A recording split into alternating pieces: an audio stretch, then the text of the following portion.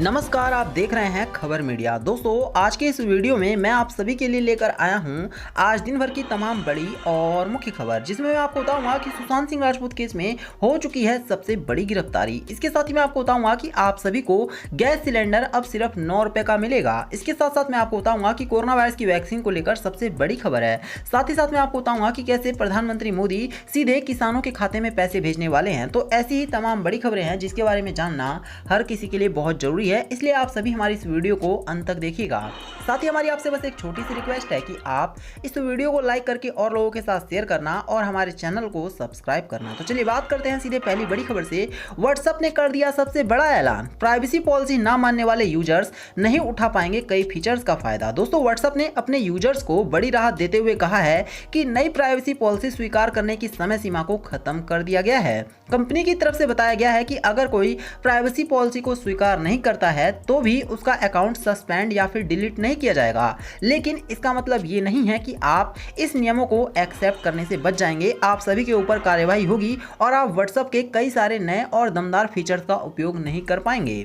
चलिए बात करेंगे एक और बड़ी खबर की। तो कोविड फैसिलिटी में भर्ती होने के लिए कोरोना पॉजिटिव रिपोर्ट अब जरूरी नहीं है। किसी भी मरीज को सेवाएं देने से नहीं किया जाएगा अब इनकार। जी हाँ, आपको बता दें कि देश में कोरोना वायरस के बढ़ते मामलों के बीच केंद्रीय स्वास्थ्य मंत्रालय ने एक अहम फैसला लिया है। मंत्रालय ने कोरोना मरीजों के कोविड फैसिलिटी में भर्ती कराने की राष्ट्रीय नीति में बदलाव किया है। कोविड हेल्थ फैसिलिटी में भर्ती के लिए अब कोविड पॉजिटिव रिपोर्ट अनिवार्य नहीं होगी, यानी कि आप सभी अब कोरोना वायरस के लिए जो सुविधाएं मिलती हैं उसका फायदा उठा सकते हैं। चलिए बात करेंगे एक और बड़ी खबर की। तो कोरोना के बढ़ते मामले के बीच में इस राज्य के मुख्यमंत्री ने लगा दिया है सबसे सख्त लॉकडाउन। जी हां, आप सभी को पता होगा कि अलग अलग राज्य पूरी तरह से लॉकडाउन की घोषणा कर रहे हैं। इसी बीच आपको बता दें कि अभी हाल ही में एक और राज्य में लॉकडाउन लग चुका है और ये राज्य है तमिलनाडु। दोस्तों, आपको बता दें कि अभी हाल ही में एम.के. स्टालिन ने मुख्यमंत्री पद की शपथ ली है और उसके बाद इन्होंने सबसे बड़ा फैसला लेते हुए सीधे 10 मई से लेकर के 24 मई के बीच में कोरोना वायरस की वजह से लॉकडाउन की घोषणा। इसके अलावा मैं आपको बता दूं कि हरियाणा, दिल्ली, राजस्थान, कर्नाटक और बिहार जैसे कुछ बड़े राज्य हैं जहां पर ऑलरेडी कोरोना वायरस की वजह से लॉकडाउन लग चुका है और तमिलनाडु भी इसमें शामिल हो गया है। चलिए बात करेंगे एक और बड़ी खबर की। तो देश में 18 से 44 साल के 14.88 लाख से अधिक लोगों ने लगा ली है कोरोना वायरस की वैक्सीन। दोस्तों, आपको बता दें कि भारत में लगातार लोग कोरोना वायरस की वैक्सीन लेने में जुटे हुए हैं और दोस्तों सबसे बड़ी खबर यह है कि भारत में 14.88 लाख से अधिक लोगों ने कोरोना वायरस की वैक्सीन को सिर्फ एक जिले में लगवाया है। अगर बात करें पूरे भारत की तो पूरे भारत में अब तक 16 करोड़ 73 लाख से ज्यादा लोग कोरोना वायरस की एक डोज ले चुके हैं, जिससे ये साफ दिख रहा है कि लोगों में कोरोना वायरस की वैक्सीन को लेकर एक अलग ही उत्साह देखने को मिल रहा है। तो आप हमें कमेंट करके बताना आपने अभी तक कोरोना वायरस की वैक्सीन लगवाई या फिर नहीं। चलिए इसी के साथ लेके चलता हूं मैं आपको एक और बड़ी खबर की तरफ। तो महाराष्ट्र के सीएम उद्धव ठाकरे से पीएम मोदी ने की है बात, कोरोना काल में किए काम की तारीफ भी की है। जी हां, आपको बता दें प्रधानमंत्री नरेंद्र मोदी ने शनिवार को महाराष्ट्र के मुख्यमंत्री उद्धव ठाकरे से बात की है और राज्य में कोरोना वायरस की स्थिति पर चर्चा की। इस दौरान प्रधानमंत्री मोदी ने उद्धव ठाकरे की कोरोना काल में काम की तारीफ भी की है। महाराष्ट्र सीएमओ के अनुसार पीएम ने ठाकरे से कहा कि महाराष्ट्र दूसरी लहर के खिलाफ बहुत अच्छी लड़ाई लड़ रहा है। इसी बीच सीएम ने अनुरोध किया है कि महाराष्ट्र को ऑक्सीजन के मामले में अधिक स्ट्रेंथ दी जाए और कोरोना के खिलाफ लड़ाई में उपायों के बारे में जानकारी दी जाए। तो साफ है कि प्रधानमंत्री मोदी ने उद्धव ठाकरे से बात की है, जिससे उद्धव ठाकरे भी काफी खुश नजर आ रहे हैं।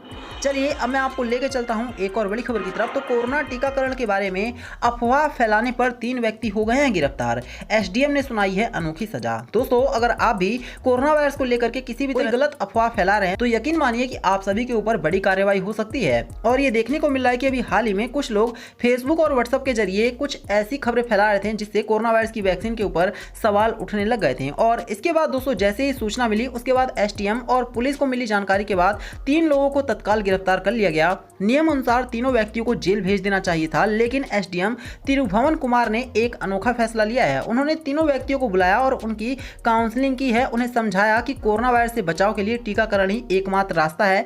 इस तरह की अफवाह फैलाना कानूनन जुर्म है और उन्होंने तीनों व्यक्तियों से कहा है कि आपको 100 व्यक्तियों को टीकाकरण के लिए प्रोत्साहित करना होगा, उन्हें जाकर लगवाना भी होगा। तो साफ है कि एसडीएम ने अनोखी सजा सुनवाई है, जिससे आने वाले दिनों में इन लोगों को एक अच्छी खासी सबक मिलेगी और आप इस तरह की अफवाह ना फैलाना।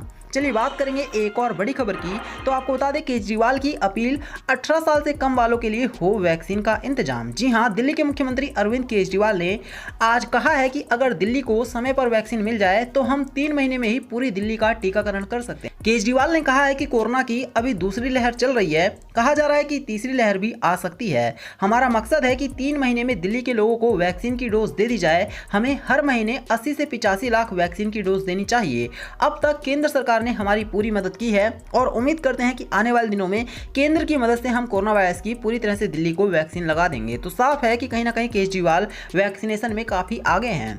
चलिए बात करेंगे एक और बड़ी खबर की। तो भारत को अधिकाधिक सहायता पहुंचाने के लिए सामने आई है अमेरिका की कंपनियां चिकित्सकीय उपकरण भेजने में जुट चुकी हैं। दोस्तों, अमेरिकी कंपनी जगत भारत को कोविड-19 महामारी के प्रकोप का सामना करने में मदद के लिए सहायता सामग्री बढ़ाने में लगी हुई हैं। कंपनियां वेंटिलेटर और ऑक्सीजन कंसंट्रेटर आदि भेजने में जुटी हुई हैं ताकि देश में तेजी से बढ़ रहे कोरोना संक्रमित गंभीर मरीजों की प्राण रक्षा में मदद हो सके। तो साफ है कि अमेरिका पूरी तरह से भारत के साथ खड़ा है और देखने को मिल रहा है कि वहां पर भी कोरोना वायरस को लेकर युद्ध स्तर पर कार्य हो रहे हैं।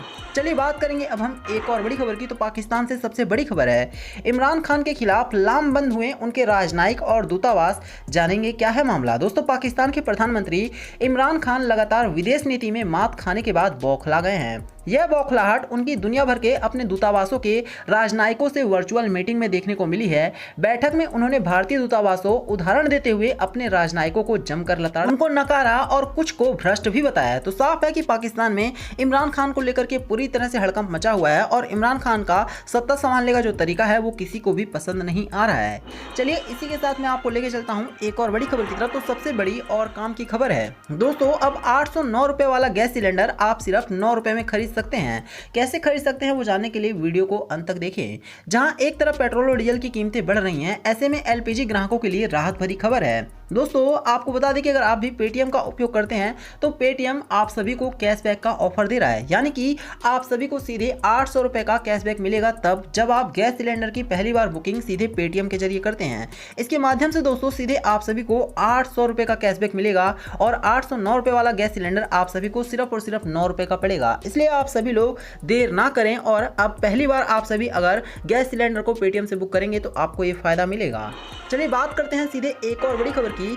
तो गौतम अडानी मुकेश अंबानी से छीन सकते हैं भारत सबसे अमीर व्यक्ति का ताज। जी हां, वैसे तो आप सभी को पता होगा कि मुकेश अंबानी इस टाइम पर ना सिर्फ भारत के बल्कि पूरे एशिया के सबसे अमीर व्यक्ति हैं। लेकिन इसी बीच सबसे बड़ी खबर निकल कर आ रही है कि दोस्तों जो गौतम अडानी हैं वो भी मुकेश अंबानी के बहुत करीब पहुंच चुके हैं और कहा जा रहा है कि जहां मुकेश अंबानी को इस टाइम पर बिजनेस व्यापार में घाटा हो, तो वहीं गौतम अडानी को बिजनेस में काफी बड़ा फायदा हुआ है, जिससे गौतम अडानी की पूंजी में काफी तेजी से बढ़ोतरी हो रही है और मुकेश अंबानी की जो पूंजी में बढ़ोतरी है वो काफी धीरे है। और इसी वजह से कहा जा रहा है कि आने वाले दिनों में गौतम अडानी मुकेश अंबानी से भी अमीर व्यक्ति बन जाएंगे और इसके बाद पूरी तरह से ये एशिया के सबसे अमीर व्यक्ति बन जाएंगे और निश्चित तौर पर अंबानी के सर से भारत के सबसे अमीर व्यक्ति होने का ताज छिन जाएगा। तो क्या लगता है आपको, क्या मुकेश अंबानी रियल में भारत के अब दूसरे सबसे अमीर व्यक्ति बनने वाले हैं? कमेंट करके जरूर बताना।